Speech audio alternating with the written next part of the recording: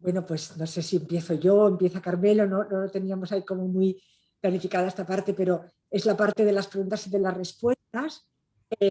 Obviamente, que hemos ido recogiendo las preguntas que habéis ido haciendo en el chat hasta ahora, pero si queréis seguir planteando otras preguntas en el chat, las podéis seguir haciendo. De la primer bloque hay una pregunta para Menchu, de Irene, que nos pregunta, dice, pensaba que muchas personas durante la pandemia y por diferentes circunstancias, su vida no se haya visto gravemente afectada por la pandemia y por ello puede que no sufrieran tanto estrés, no tanto por una capacidad de resiliencia, sobre todo con respecto a las relaciones con otros. Es decir, durante la pandemia no se podía salir ni realizar muchas actividades dentro de casa, pero muchas personas antes no salían ni realizaban fuera de casa. Un poquito la pregunta que te plantean, Menchu. Sí, había leído antes la pregunta de Irene.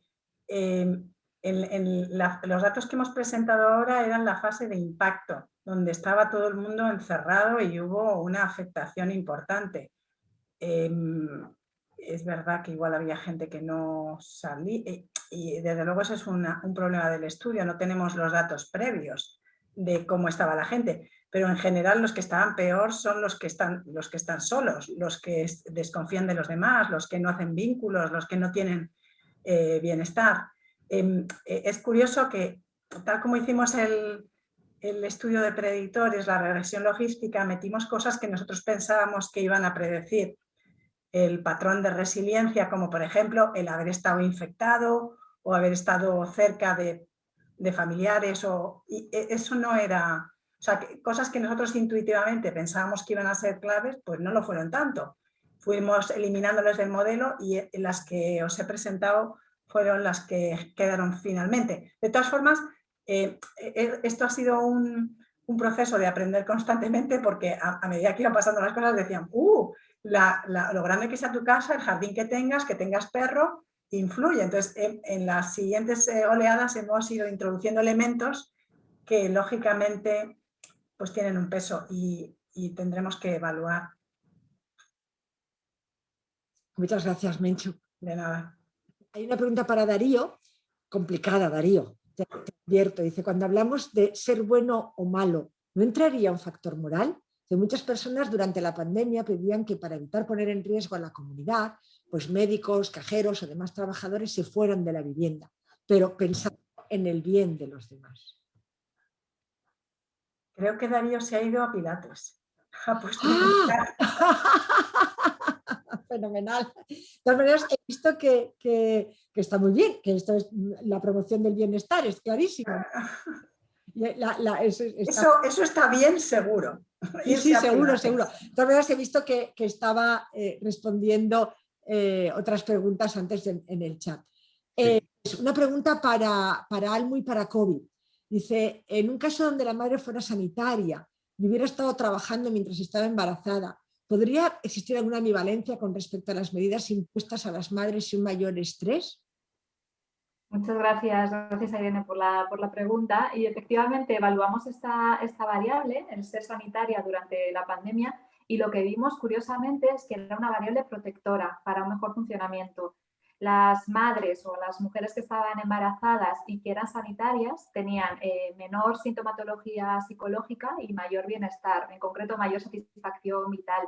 Y es verdad que es difícil saber por qué, pero nuestra hipótesis quizás tiene que ver con que son profesiones, una profesión que está al final con mayor certeza dentro de la incertidumbre, ¿no? Probablemente ellas tenían más información o estaban en un entorno un poco más controlado o más cálido, quizás, y esto ha podido ayudarlas a sobrellevar mejor la situación.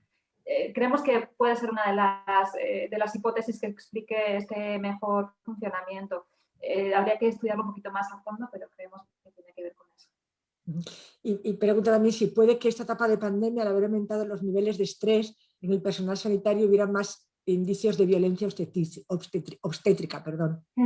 Sí, es verdad que no tenemos evidencia sólida sobre eso, no hay un estudio todavía publicado, pero sí que ya conocemos algunos indicios por algunos colegas que están trabajando en el área y sí parece que hay algún indicio que va en esa dirección. Parece que, por ejemplo, ha aumentado el número de cesáreas y de partos inducidos incluso cuando la madre no estaba de acuerdo, ¿no? Pero por una idea de tratar de controlar al máximo la seguridad en esa situación, se ha apostado más por este tipo de procedimientos. Entonces, bueno, estamos esperando a ver si ya salen datos sólidos, pero en principio parece que hay algún indicio en esa dirección.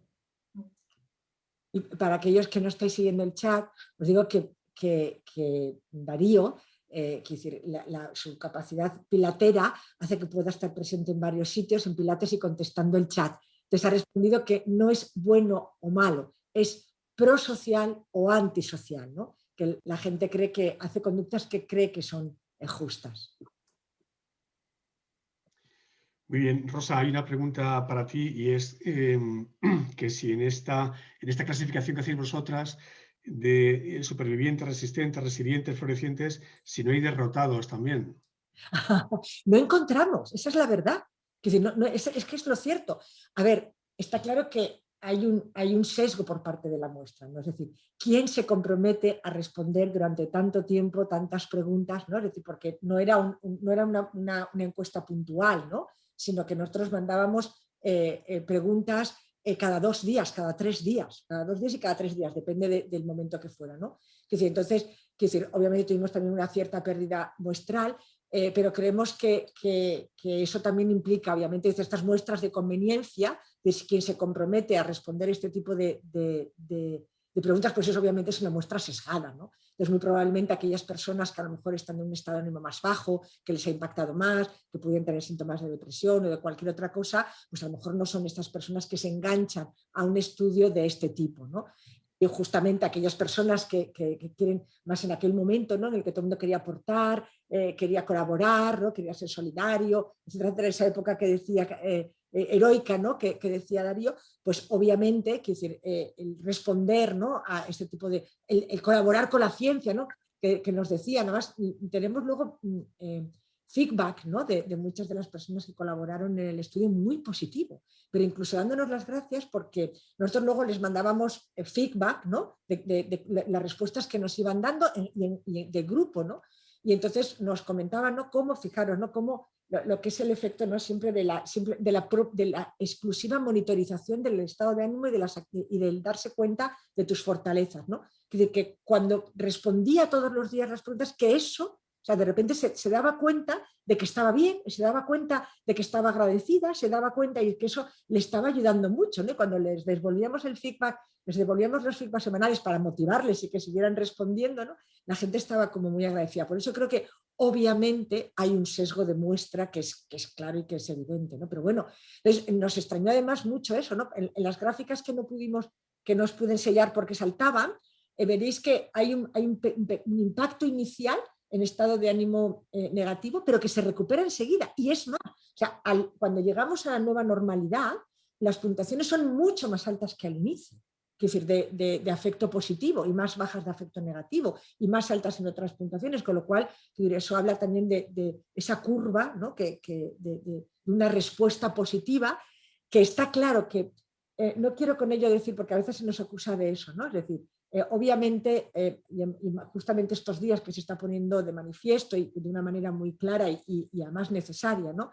Es decir, esta epidemia ha afectado de una manera negativa a nuestra salud mental, no estamos con eso tapando eso, ¿no? Lo que queremos decir es que también hay un porcentaje de la población nada desdeñable, que es 1/3 de la población, ¿no? Que dice que ha sacado aprendizajes positivos y que dice que su vida en algún punto ha mejorado, ¿no? Y eso también es muy importante. Muy bien. Muchas gracias, Rosa. Una pregunta para Carlos es ¿cómo crees que se podría optimizar la adherencia desde un punto de vista psicológico, ¿no? ¿Qué se podría hacer para mejorar la adherencia a las recomendaciones que se nos hacen, ¿no? En el caso de que haya también pues, segundos confinamientos o cualquier tipo de medida de esta naturaleza, ¿no? ¿Hay algún aprendizaje que podamos sacar de ahí? A ver, yo me baso en los datos nuestros. Yo lo que os diría es, no me centraría en una o dos conductas en particular, sino en una manera general de responder. O sea, lo que arrojan nuestros datos es que si bien hay ciertas conductas que serían más favorables que otras, quizá no sería tan interesante centrarnos en pues esta conducta es la buena, esta es la mala, sino en dotar de elementos de resiliencia pues, que permitan, pues a lo mejor a mí no me gusta hacer ejercicio, pero sí me gusta leer. A lo mejor a mí no me gusta, o sea, es en una forma de hacer. En una forma de hacer, y en este caso, en nosotros, en nuestro estudio, de todas las variables que hemos visto de personalidad y afines, la que hemos encontrado es fomentar la tolerancia al malestar, es decir, cuando yo tengo una emoción desagradable, incómoda, un momento de exacerbación de una emoción, no intentar quitármela de encima rápidamente, no intentar, yo qué sé, pues a través de la masturbación, a través de una conducta que me la quite rápido y me la tenga que deshacer. No ese es el... O sea, tener una emoción desagradable es algo que puede suceder en contextos, hay que naturalizarlo y quizá lo que hay que entrenar a la población es que no necesitamos quitarnos de encima las emociones desagradables en el momento en el que ocurren de una forma rápida, independientemente de con qué conducta o con qué acción. Sino que pues a lo mejor hay que hacer un listado de pues, qué conductas me son favorecedoras y qué conductas estoy haciendo que me están a lo mejor ayudando a corto plazo, pero que a medio o largo plazo, si las sostengo, si las mantengo, me acabarán perjudicando. Pues a lo mejor, yo que sé, a lo mejor masturbarme cuando tengo un momento de estrés, pues en ese momento me va muy bien. Pero si cada vez que tengo un momento de estrés utilizo esa estrategia, o tomo alcohol, o uso marihuana, o etcétera, etcétera, no me está yendo bien. Entonces, quizá lo que habría que entrenar a la población, y no sé si no me mojo mucho con la pregunta, pero intento dirigirme en lo que creo que va a ser útil, es no dotar a las personas de conductas concretas, sino maneras de hacer. Porque ya os digo, a lo mejor a mí no me gusta hacer ejercicio, pero leer puede ser una práctica fenomenal. A lo mejor a mí no me gusta hacer cierta, pero tejer sí. A lo mejor, entonces, imponer ciertas conductas concretas. Carlos, había una pregunta concreta, entendido lo que dices, una pregunta concreta de una de las personas que no sé quién es, si está aquí, que lo diga él si quiere o ella, pero decía, había influencia, que los influencers a veces decían, haga usted lo que quiera, ¿no? Y déjese ir, ¿no? ¿Eso te parece también es algo adecuado o habría que matizarlo de algún modo también psicológicamente? Habría que matizarlo en el sentido de, o sea, una de las cosas que hemos visto, y por ejemplo el modelo de Gross último de regulación emocional habla de esto, está en la flexibilidad en el afrontamiento. O sea, reevaluar por reevaluar siempre a lo mejor no es lo más efectivo. A veces es más útil aceptar, a veces es más útil distraerse, a veces es más útil reevaluar, otras veces es útil suprimir, otras veces... Entonces, a lo mejor lo que tenemos que entrenar a las personas es en la flexibilidad psicológica, en ser capaces de, por a lo mejor en este momento concreto me va bien, me va a hacer esta conducta, en otros momentos me va bien otra. Entonces, vale, ahora me he despistado la pregunta. Influencers. A lo mejor lo que habría que hacer es, genial, o sea, ten un repertorio amplio, sé flexible, pero mira si lo que estás haciendo, lo estás haciendo con el objetivo de quitarte una emoción a corto plazo, independientemente del coste que tenga eso para tu salud, o si lo estás haciendo porque te lleva hacia adelante, hay un valor detrás, por ejemplo, te hace crecer, claro, pero tolerando este malestar, conviviendo con este malestar, hago una acción en la que conviva con este malestar y me haga crecer a la vez. Perfecto. Mira, cara. Un momento, todavía no entra Carlos García Rubio. La última pregunta era para Maripaz, que en realidad voy a aprovechar una pregunta que hace aquí una persona que se llama Henry. Y yo creo que es una pregunta que conecta muy bien con lo que has planteado, Maripaz y Noelia, ¿no? Con vuestra experiencia en este servicio de asistencia psicológica, ¿no? Henry nos dice que durante toda la pandemia ha ayudado todo lo que ha podido anímicamente a mucha gente y que ahora se siente muy triste, muy desolada, con miedo de no salir nunca de todo esto. Desde el punto de vista de la ayuda a los que ayudan, de cómo proteger a los que ayudan, ¿qué nos podrías decir? Tú tienes mucha experiencia en esto, ¿no? Con servicios de asistencia. Creo que también es importante que hacer una parada, que reflexionemos y que integremos también cuidados del cuidador, ¿no? Dentro de todo esto. Pero, en fin, ¿cuál es tu experiencia con esto y si tenéis algún tipo de formación o información que hayáis dado, Maripaz? Vale, ya está, perdonadme. Yo creo que tiene parte que ver con lo que estabais diciendo, una parte, ¿no? Del entrenamiento, de la preparación. A ver, hay una parte que tiene que ver con que la gente, para hacer un trabajo de esa índole, pues se tiene que sentir competente, ¿no? Entonces, una parte muy importante para que la gente que trabaje esté bien es proporcionarle protocolos de intervención, proporcionar un apoyo, por eso estaban los jefes de sala, darles todos los materiales que en ese momento les puedan ayudar, incluso esa especie de algoritmos que en un momento dado les sirvan. A veces pensamos que cuando seleccionamos a profesionales, como que casi como que no les va a gustar que les demos los materiales, pero si algo hemos aprendido, por ejemplo, en los servicios es que al final todo el mundo los agradece, ¿no? Y eso, por ejemplo, me parece un factor muy importante de los entrenamientos. Luego, otra parte muy importante durante la COVID era que pensad que formamos este equipo en marzo del año pasado. Y en aquel entonces todo parecía que podía ser motivo de contagio. Ahora parece que lo de las superficies pues es menos, pero entonces teníamos que limpiar las superficies, cada puesto se limpiaba durante, pues al llegar, al irse, al estar allí, como unas 15 veces al día, ¿no? Cada vez que se cambiaba al irse, uno lo limpiaba, luego venía la señora de limpieza. O sea, otro aspecto muy importante para nosotros era estar seguros. Yo les prohibí que subieran en el ascensor, nada más llegar, porque pensábamos que también los aerosoles, con lo cual yo creo que un elemento muy importante era sentirse protegidos. Otro elemento también era formar parte de algo por encima de ti mismo. Creo que ese es un elemento fundamental. Todos sentíamos que estábamos ahí dándolo todo por la psicología, nos sentíamos parte de toda la psicología, de todos los psicólogos, y además estábamos allí juntos. Yo creo que ese fue otro elemento de protección, porque también lo valoraron así en las lecciones aprendidas. Ese fue un elemento muy importante que valoraron muy bien. Éramos un equipo. Cuando alguien se veía en un caso difícil, llamaba al jefe de sala, había otro compañero. Creo que eso fue fundamental también. Y, por supuesto, pasábamos un cuestionario de autocuidados para ver cómo estaban, y alguna persona que no se encontró bien y cómoda con el trabajo, pues obviamente la dejamos seguir en el equipo, pero haciendo otras tareas, ¿no? Creo que hicimos bastantes cosas para prepararles desde todo el punto de vista, primero de su seguridad, que eso era muy importante, porque ellos también estábamos allí 50 personas, eso creo que fue muy, muy relevante. Creo que sobre todo el sentimiento de equipo y de estar por encima un poco en una tarea que considerábamos que de alguna forma teníamos el privilegio de estar allí, pero en el fondo sentíamos que estábamos un poco también en el nombre de todos los psicólogos que estaban queriendo hacer cosas. Teníamos esa sensación, ¿no? Y luego, por ejemplo, aparte de la formación, creo que es muy importante también generar un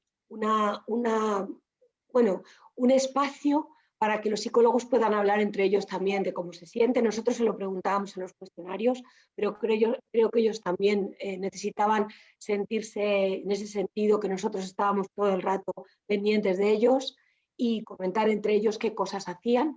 Y creo que algo que, por ejemplo, nos faltó, que no hicimos, pero que hubiera estado bien hacerlo, es una de las cosas que hemos aprendido, es que todos los que estaban allí supieran cuáles eran las áreas de especialización de los demás, porque aunque nosotros los elegimos para trabajar con familias a los que tenían más experiencia en duelo, para trabajar con sanitarios a los que habían estado trabajando en hospitales, como sanitarios, pero al final unos y otros no se conocían, y eso hubiera estado mejor.